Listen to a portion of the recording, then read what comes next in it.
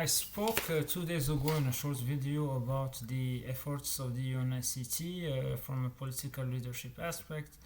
invoking also the initiative on countering the financing of terrorism, as well as the online capacity building initiatives, which was also the topic of a paperwork that I have been working on the same afternoon that day. So what I want to go back here today as a focus will be related to the same matters of the university, and the first thing I want to invoke will be regarding the organization of the third meeting of the university that was called initiative with the GCTF on implementing the countering the financing of terrorism measures while safeguarding civic space. Participants discussed in this matter potential gaps in existing good practices, how to support the legal frameworks on countering the financing of terrorism, and how to ensure financial access and inclusion by ensuring multi-stakeholders having a dialogue. This event was called by the UNICT, the Kingdom of Morocco, and the Kingdom of the Netherlands, with 100 participants from CTED, UNODC, the 1267 monitoring team, the OHCHR, the World Bank, WCO, Interpol, the Financial Action Task, 35 different non-profit and non-governmental organizations, private sector entities, and 17 other member states. The university received a generous contribution from Canada in support of the Gender and Identities platform, from India as well in support of the countering the financing of terrorism and the countering terrorist travel programs. So with this being said, getting back here to the capacity building and the endeavors of the United Nations Counter-Terrorism Center, the UNCCT, that have been working together with the UNODC, organizing 3 virtual workshops on child-sensitive communication and age, gender, and victim-sensitive approaches for returned children affected by foreign terrorist fighters, which is a phenomenon that has been studied mostly in this case in Kazakhstan, Uzbekistan, and Tajikistan. This workshop provided practical guidance to support government efforts already underway to rehabilitate and reintegrate children returning from conflict zone. Then, in partnership with the Austrian Institute of Technology, the UNCCT organized also a virtual panel discussion on the use of contactless biometrics technologies in order to monitor the cross-border movements of foreign terrorist fighters and returnees. The International Office of Migration, the UNCTAD, the UNODC, the OSCE, CETA, Qatar Airways, and Kenya Airport Authority contributed to this initiative, which brought together 45 participants from member states and research institutes. Then the UNCCT focused also on the Eastern and Southern Africa anti-money laundering group by organizing a 3-day regional forum, and this was basically related to countering the financing of terrorism, with around 291 participants from the financial intelligence units and law enforcement and prosecution authorities from 19 countries. The UNCCT and the UNODC maneuvered also to work about a regional workshop on fostering judicial and law enforcement cooperation and information sharing in the framework of the joint UNOCT-UNODC project on preventing and combating the illicit trafficking of small arms and light weapons and their illicit supply to terrorists. The workshop brought together officials from Kazakhstan, Kyrgyzstan, Tajikistan, Turkmenistan, and Uzbekistan.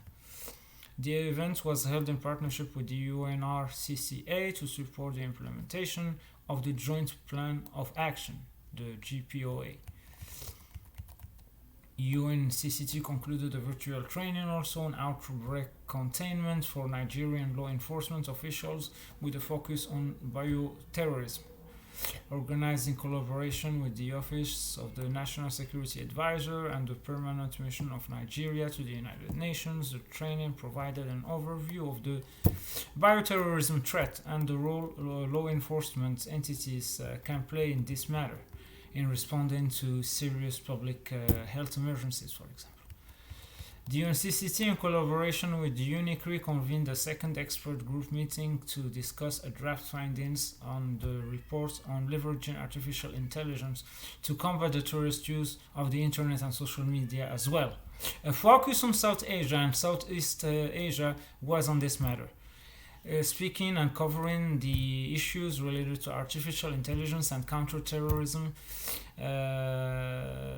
related to work and expertise from South Asia and Southeast Asia, sharing an insight of current uses of AI in the region, including the importance of incorporating human rights and addressing transparency concerns. UNCCT, and UNODC launched 4 workshops in Tunisia under the Violent Extremism Prisoners Project to train prison and Ministry of Justice staff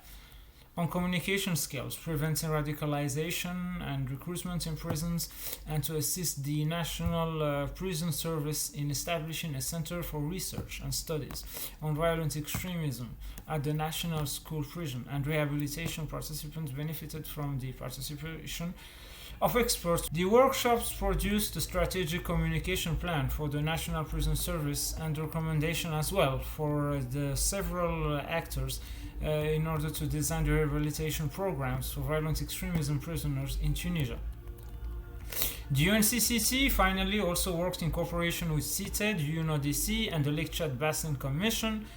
in the matter of an expert consultation on the gender dimensions of prosecution, rehabilitation, and reintegration. Those approaches for persons associated with Boko Haram, with relevant stakeholders and experts from Cameroon, Chad, Niger, and Nigeria, as well as international experts. The UNCCT made a presentation on the challenges and the opportunities for effective gender-sensitive PRR approaches. The outcome of this regional workshop was set as an expert recommendation to mainstream gender perspective throughout the implementation of the regional screening in terms of prosecution, rehabilitation, and reintegration strategies. Special Projects and Innovation Branch, the SPIB,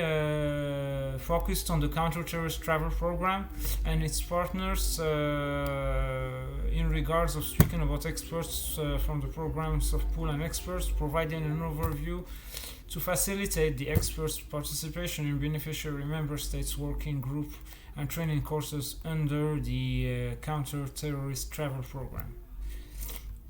Among the important things also to go back here after speaking about the capacity building aspect is something that I have been mentioning also in my video 2 days ago regarding the coordination and coherence aspect, and the UN Global Counterterrorism Coordination Compact that has started a framework to bring entities that were launched by the United Nations Secretary General in December 2018. A compact operating thanks to generous contribution from Qatar. It operates through its coordination committee and 8 thematic interagencies, groups, which were revitalized in April 2019, providing an all-of-UN approach to the system's work on counterterrorism and preventing and countering violent extremism as a conductive to terrorism. The UNOCT mandate has been established through the General Assembly Resolution 71/291 on June 15, 2017, and this office has 5 functions to remind. Provide the leadership on the General Assembly counterterrorism mandates entrusted to the Secretary General from across the UN system. Enhance coordination and coherence across 38 Global Counterterrorism Compact entities to ensure the balanced implementation of the 4 pillars of the UN counterterrorism strategy. Strengthening delivery of the UN counterterrorism capacity building assistance to member states, improving visibility, advocacy, and resource mobilization for the UN counterterrorism efforts, and ensuring that due to priority is given to counterterrorism across the UN system, and that the important work on preventing violent extremism is firmly rooted in the strategy.